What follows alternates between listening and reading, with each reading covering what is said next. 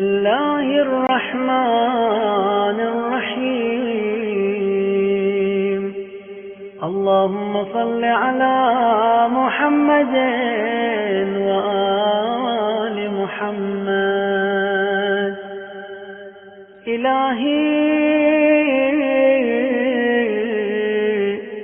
أذهلني عن إقامة شكرك تتابع طولك، وأعجزني عن إحصاء ثنائك فيض فضلك، وشغلني عن ذكر محامدك ترادف عوائدك، وأعياني عن نشر عوارفك توالي أياديك. وهذا مقام من اعترف بسبوغ النعماء وقابلها بالتقصير، وشهد على نفسه بالإهمال والتضييع. وأنت الرؤوف الرحيم البر الكريم الذي لا يخيب قاصديه ولا يطرد عن فنائه آمليه. بساحتك تحط رحال الراجين، وبعرصتك تقف آمال المسترفدين. فلا تقابل آمالنا بالتخيب والإياس، ولا تلبسنا سربال القنوط والإبلاس. إلهي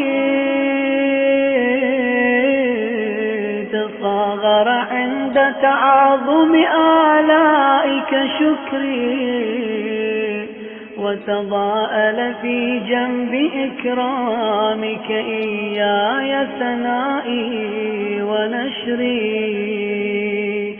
جللتني نعمك من أنوار الإيمان حللا، وضربت علي لطائف برك من العز كللا.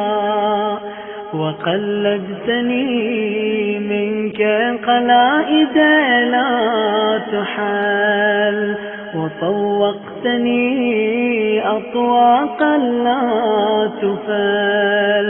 فآلاؤك جمة ضعف لساني عن إحصائها، ونعماؤك كثيرة قصر فهمي عن إدراكها فضلا عن استقصائها.